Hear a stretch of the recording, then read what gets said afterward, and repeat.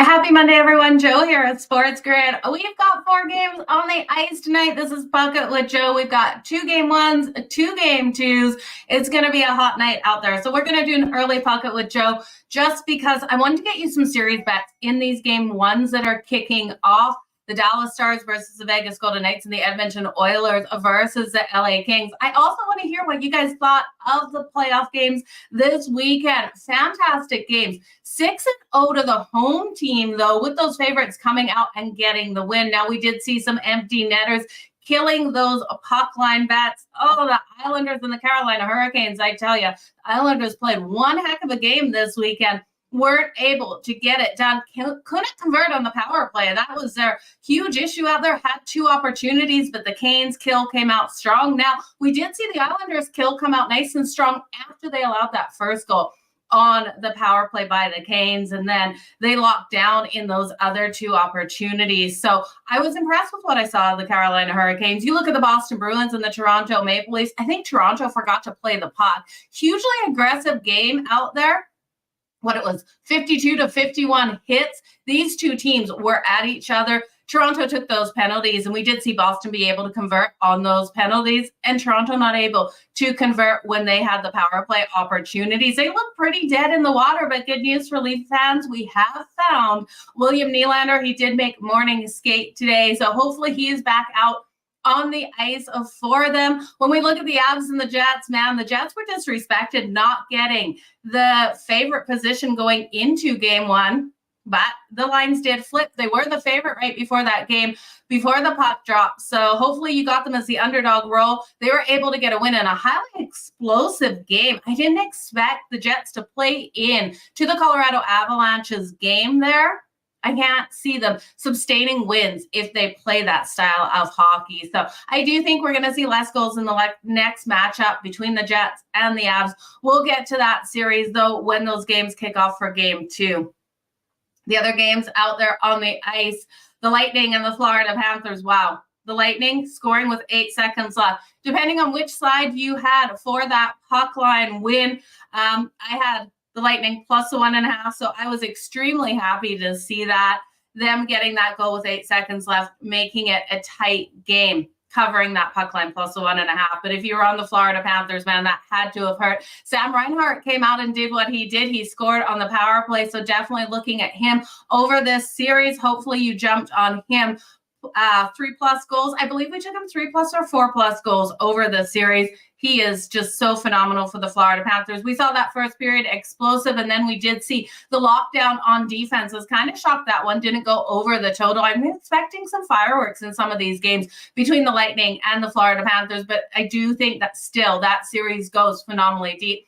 Talking about Toronto, though, I'm not sure if that one will go deep. We're going to look at these matchups tonight. Let's firstly talk about the Toronto Maple Leafs and the Boston Bruins since we were on it.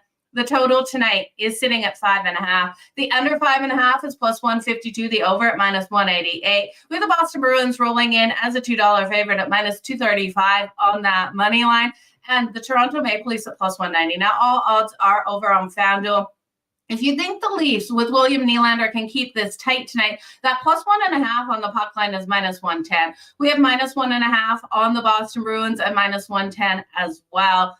Looking at Toronto in that last game, as soon as they were down in that game, they mentally checked out of it. I really do feel that way. Like I said, they forgot to play the puck, and they became just a team that was out there to get the hits. In some of those situations, I was yelling at them what they were doing out there on the ice because they clearly could have got to the puck if they just didn't take the hit. So looking at this matchup tonight, it's hard for me to look at anything with Toronto. I think they will struggle in this game again versus the Boston Bruins. The Bruins are just so hard on the Toronto Maple Leafs. They have their number and Toronto knows it. So I do think it's a mental thing. We saw that first period be a higher scoring one in the last game. Or no, there was only one goal in the first period, but I do expect Toronto to show up in the first period, give it their best. I'm going to look at the over 1.5 in the first period, and I do think this game goes over 5.5. The problem with the over 5.5, you have to alt it. It's minus 188.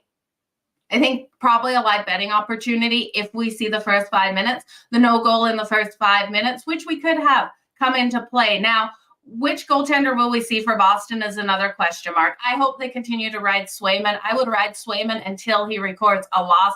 I don't think they're alternating back and forth between Swayman and Ullmark like they did in the regular season. It's the right way to go. But we will see if that comes into play. Now, Samsonov should be in goal for the Toronto Maple Leafs, and I do expect him.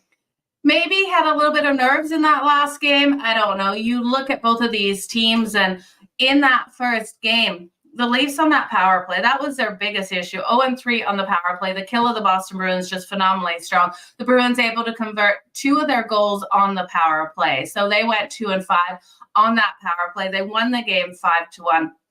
Jake DeBrusk came out phenomenally strong, so the Toronto Maple Leafs have to contain him. DeBrusk was able to get 2 goals and an assist for the Boston Bruins. Charlie McElroy able to get those 2 assists as well. With William Nylander back in the lineup, I do have faith in Toronto to come out fast and hard to start this game. So give me the over 1.5 in the first period. I do think it has a value. Now, I would also be circling Bertuzzi if William Nylander does not hit the ice tonight. If Bertuzzi is in that top power play instead of William Nylander, I would look at the Leafs to be able to convert on the power play in this game. I'm going to take Bertuzzi for the power play point if Nylander isn't hitting the ice. So they still got him listed as day-to-day, so we can't say for sure that he will be. The Boston Bruins, for Toronto to stay competitive in this, if they score again in the first 5 minutes, I think Toronto will be checked out of this one.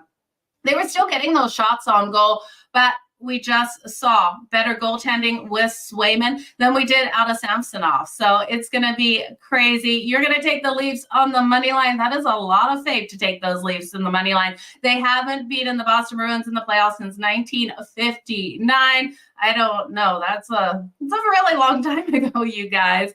Let's make some money. The Islanders under 2.5 for their team total on FanDuel. LA over 2.5 for their team total. Dallas on the money line. Carolina on the money line. That's a nice little one. Are you parlaying that, the Crusaders? So last year, the Leafs lost 7-3 to Tampa in game 1. Leafs media hater overreacting as usual. Yeah, we could see them come out fast. I think, Raf, that first period is a higher scoring one. I'm going to take the over 1.5 in the first period. Both of those goals could come from Boston as well if Samsonov comes out the way he did in the last game. You parlayed Jamie Benn under 2.5 shots on goal, Bertuzzi under 2.5 shots on goal on DraftKings. I think Bertuzzi scores. Yeah, I think I could see Bertuzzi getting the power play point tonight. I'd rather take him for that than the anytime goal. We'll see what happens in that. Let's look at the next game here. Game 2 between the Islanders and the Carolina Hurricanes. Like I talked about, the Islanders played a better game than that final score says. It was a 3-1 game. There was an empty netter. It was a 2-1. The Islanders had every opportunity of tying it up. They weren't able to convert on the power play. Same story as the Toronto Maple Leafs. This team came out phenomenally strong, and what I really liked is their ability to get these shots on goal. We look at the shots on goal in the first game, and we did see Frederik Andersen take 34 shots on his net by the New York Islanders. If you remember, during the regular season, the Carolina Hurricanes were a team that were completely locking down on the defensive side, limiting opponents to 25.6 shots on goal per game. I do think they do a better job in this one. Frederik Andersen had to be unimpressed with his team, allowing him to get peppered out there by the Islanders. The Islanders pushed so very much, and I loved their play in the Carolina Hurricanes zone. I really do think if they can keep Carolina in their own zone, with Carolina having to play defense for an extended time out there, it would be a hard battle for Carolina in that kind of style of game. Carolina does best when all of their forwards put that pressure on their opponents. So they do best in their opponent's offensive zone, in defensive zone. You know what I mean. I do think in this one that the Islanders have to apply that pressure. They have to spend a lot of time getting that puck on Frederik Andersen to keep this tight. Now, a lot of people talking about the fact the Islanders played their best game. They really did. That second period, they outplayed the Carolina Hurricanes. Everyone's saying the Carolina Hurricanes definitely played their worst game in the first and second period, and then came to life in the third. if the Islanders can get Carolina to play a bad game here again, they have every opportunity. And I do think this line is disrespectful. Looking at this line here, the Carolina Hurricanes are minus 850 on the money line, plus 570 for the New York Islanders. You guys know I love plus money. If the Islanders can pull off a win here in Carolina and take it back home with this series tied 1-1, definitely has the ability of going 6 for the series. Now, I do think the Carolina Hurricanes end up walking away with the win of this series. But again, the line is disrespectful. You can grab the Islanders plus 2.5 at plus 102, and that is where my money is going to be going. I will do a little sprinkle on the money line because I'm a glutton for that plus money, but the Islanders have the chance. They just have to be able to score those goals. Now, I do think it's going to be a lower scoring game. This total of 5.5 at minus 138 to the under is a phenomenal bet. I think that first period, again, starts off slow. The last game didn't, though. We saw the over 1.5 in the first period hit, and then we saw the lockdown on the defensive side. I love the goaltending, though, that we have in this battle with Varlamov and Frederik Andersen. Will Sorokin get the start, though, here for the New York Islanders? That is a maybe as well. We do not know who will be in net tonight, but I think with either of these goaltenders in, the Islanders have every chance. I like their abilities. And Frederik Andersen, I would look at his save shots on goal. I'm not getting a prop out for the goalie props yet, but with 34 shots from the Islanders in the last game, I do think we will see the Canes step up more. Are they going to step up in front of the puck and get those block shots? That is a scary situation because I do think that they could, but I still do think the Islanders will force that pressure in this game and spend a lot of time in Carolina's zone. So I am going to look at Frederik Andersen for over his save shots on goal. Varlamov faced 26 shots in the last game, only allowed those two to go in because the one was the empty netter. So 3-1 game the last game. Under 1.5 in the first period, the under 5.5 in this game, I do think is solid, and the plus 2.5 on the Islanders. And that's a plus 102 and the money line. In a lower scoring game, you got to think that plus 2.5, even if it's a 2-0 final score here for the Carolina Hurricanes. We know this team can be so explosive offensively, but Patrick Watt really has his team dialed in on the defensive side, and I trust goaltending for the Islanders. You like the Islanders spread? Yeah, I like it a lot. Oh, you think the New York Islanders get blanked tonight? Maybe under 4.5. I do like that total to the under. If you think the Carolina Hurricanes are going to be dangerous, then I would look here at that under 5.5 as my primary bet. And if you flex it down to under 4.5, you're going to get so much more value. Game 1 between the Vegas Golden Knights and the Dallas Stars. Lines on game 1 here. We have the total 5.5 minus 172 to the over and plus 140 to the under. Minus 130 for the Dallas Stars and plus 108 for the Vegas Golden Knights. Okay, so we have seen some lower scoring games and some higher scoring games with phenomenal goaltenders in net. You look at the game with the Winnipeg Jets and the Colorado Avalanche yesterday, I didn't expect as many goals. Looking at this game here and the total for the Dallas Stars versus the Vegas Golden Knights, I can't get on the total either way. I would expect this one to stay under the total of 5.5 and for that first period to go under the 1.5, but we have seen a lot of run and gun hockey in the first period of the first game. So I'm going to stay off that. I'm going to look at Dallas straight up on the money line to get the win in this one. We know the Vegas Golden Knights have some players coming back, and I do think it will take them 1 or 2 games to get their feet under their legs out there on the ice and for this team to get some rhythm out there. And now this is the reigning Stanley Cup champions. Could they come out and blow Dallas out of the water? Yes. We're seeing the home teams, the trend right now, 6-0 for the home teams to be able to get the win. Minus 130, I know it's juicy here for the Dallas Stars, but I do think they have every opportunity of winning this game. Their team is so phenomenally deep, and Jake Ottinger really does step up in the playoffs to be just at the next caliber. So I am looking for Dallas to get the win. When we talk about that depth, 9 of their players this season in the regular season had 50 or more points. We have 8 of their players had 20 or more goals on the season. How can you not think Dallas is going to come out phenomenally strong? No series bets in this one, you guys. This matchup, I'm really I'm torn to see who is going to be able to get through. We have the reigning Cup champs, and we have Dallas, who was, most points in the West. This team absolutely phenomenal out there, both sides of the puck. I don't know who makes it through this one, so I'm staying off it. But in game one, I really do think Dallas could be able to get the win at -130. Now, I think what I'm looking at is I think Dallas can probably win the first two. We go back to Vegas. We see Vegas win the next two. I think this series goes deep. I think it's a battle to the very end. This is a game that I do think overtime is in play. I'm going to play overtime every single game of this series.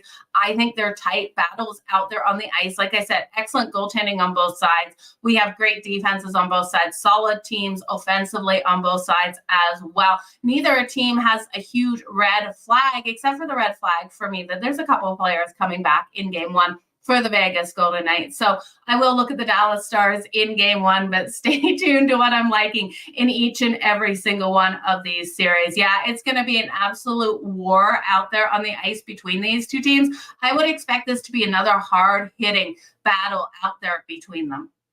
Okay, the LA Kings and the Edmonton Oilers. I do have some series bets in this one for you.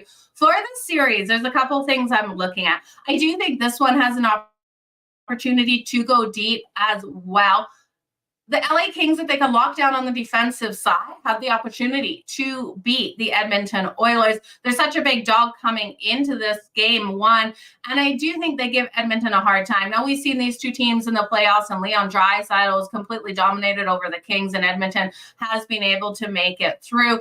I do think we see some struggles here for both of these teams. I still don't trust Stuart Skinner in net for the Edmonton Oilers. He can do a solid job when Connor McDavid and company play both sides of the puck. If the Edmonton Oilers come out there and their forwards don't get those back checks in, there is going to be struggles out there for Edmonton, as the LA Kings' ability to score on Stuart Skinner, I do think, is there. Now, for the Kings to be able to win these battles, they can't come to outscore the Edmonton Oilers. If they get into those kind of games like Colorado and Winnipeg did yesterday, it's Edmonton to take this series. I think this series has every opportunity to go all the way to 7. The series to go to 7 is coming in at +196. So you can go over and bet that right now on FanDuel. The other series bets I'm liking is Leon Draisaitl. Now, I'm looking at him for 3+ goals in the whole length of the series. He dominated versus the Kings last season in the playoffs, and I do think he comes out phenomenally strong. So the 3+ goals for I want to say Connor McDavid, because that's who we talk about when we talk Edmonton. 3+ goals for Leon Draisaitl coming in here at -110. Now, if you want to fire it up to 4+ goals, if this one goes 7, he has every opportunity of getting 4+ goals in the playoffs. I know how strong Cam Talbot and the defense here is of the Kings, but for Edmonton to be able to take this series, they need to find the back of Cam Talbot's net. So the 4+ goals for Leon Draisaitl is coming in at +230. The other series bet I have for the LA Kings, I'm going to circle Kempe. I do think Kempe has the ability to score on Stuart Skinner. His 3+ goals, you're getting great plus money at +155. And I do think between him and Kopitar, so if you want to look at Kopitar instead, they will be the catalyst to this team to be getting those goals on Stuart Skinner. So I do think the goals will be coming over the course of the series because it's a deep one here. In game one, I'm going to look at Kempe for that anytime goal. And yes, it's kind of doubling up on my series bet, but I do think he'll be able to do so.